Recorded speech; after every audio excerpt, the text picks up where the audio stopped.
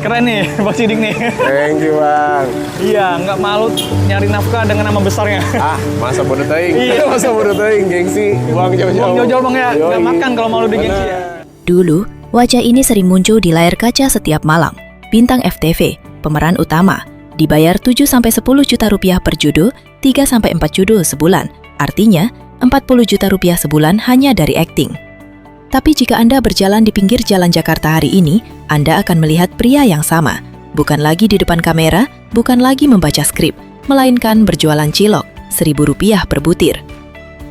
Sisa uang di dompetnya waktu itu hanya 1 juta rupiah. 1 juta rupiah untuk seseorang yang pernah menggenggam skrip di depan kamera. Namanya Sidik Edward, dan kisahnya bukan tentang jatuh biasa. Ini tentang bagaimana satu adegan viral bisa menghancurkan segalanya.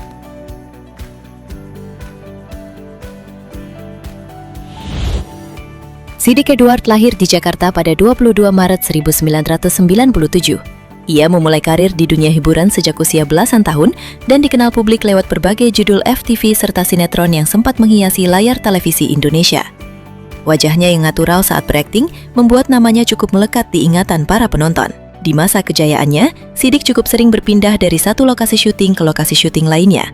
Tawaran pekerjaan datang silih berganti.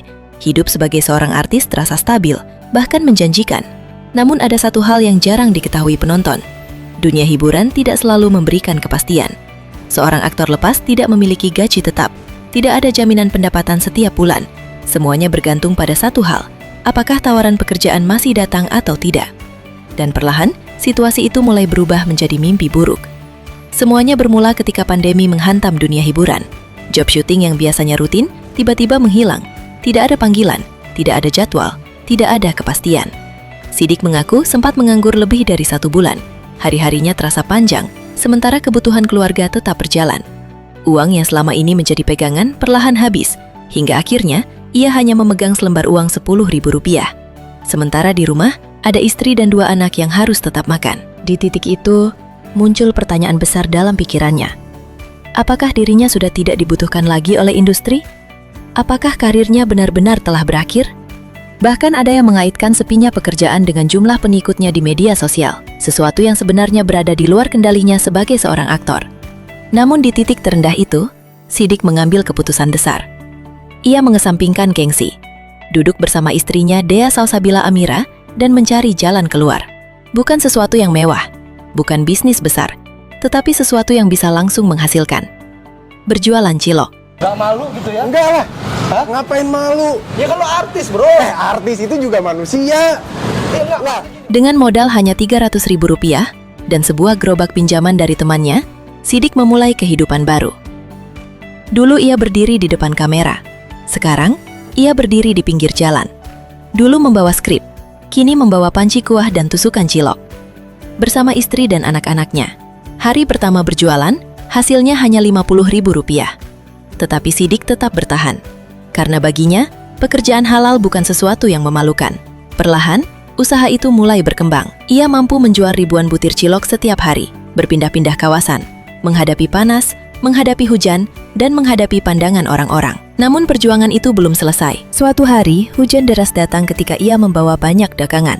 Hampir 100 bungkus makanannya hanyut terbawa air. Dalam hitungan detik, kerja keras hari itu seperti hilang begitu saja. Bakso cilok udah ready di CFD Margonda Depok. Nih, ditemenin sama istri, sama anak aku yang kedua. Dadah. Nah, nih. Kita udah ready semuanya, gengs. Namun titik terberat justru datang bukan dari cuaca atau petugas, melainkan dari komentar orang-orang yang menonton dari layar. Usaha Sidik sempat viral setelah didatangi beberapa food vlogger.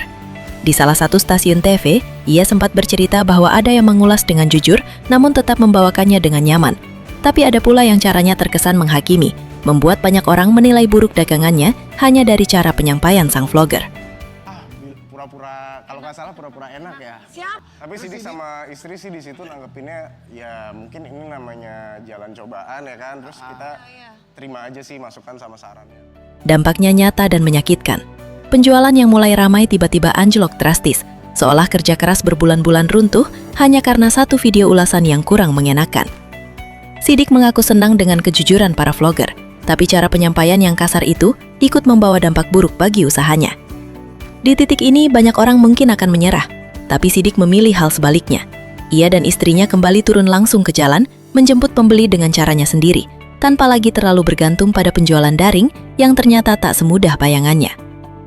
Usahanya kemudian berkembang menjadi penjualan cuanki instan, dengan sistem produksi yang lebih rapi, mengikuti standar kelayakan pangan, meski tetap dijajakan dengan cara sederhana dari jok motor di pinggir jalan.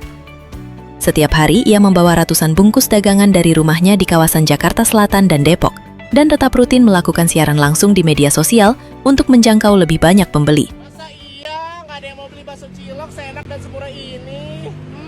Mampir atuh. Mumpung aku ditemenin bidadari cantikku bersama dede nyot-nyot di dalam perut. Jadi kalau kalian mau mampir, mampir aja. Harganya murah meriah kok. Berapa bunda? 10.000 aja. 10.000 rupiah. Kalian udah dapat. Dan kerja keras yang dibangun dari titik nol itu akhirnya membuahkan hasil yang tak disangka-sangka. Setelah bertahun-tahun berjuang dari modal Rp300.000 dan gerobak pinjaman, Sidik mengabarkan kabar bahagia kepada para pengikutnya. Hasil jualan cilok dan cuanki yang ia rintis sendiri, kini sudah bisa digunakan untuk membeli sebuah mobil untuk keluarganya. Dari seorang aktor FTV yang biasa tampil di layar kaca dengan naskah dan arahan sutradara, menjadi pedagang kaki lima yang sempat hanya memegang Rp10.000. Kisah Sidik Edward membuktikan bahwa titik terendah bukan akhir dari segalanya. Kalian udah dapat apa aja bunda? Ada bakso cilok, ada tahu bakso, ada aci keju. Dan juga udah ada miso unnya. Jadi porsinya Gengsi bisa dikesampingkan. Selama itu artinya keluarga kecilnya tetap bisa makan dan bertahan. Dan siapa sangka, dari gerobak cilok seharga Rp1.000 per butir, yang dulu sempat dipandang sebelah mata, kini ia bisa membawa pulang sebuah mobil untuk keluarga yang selama ini berjuang bersamanya.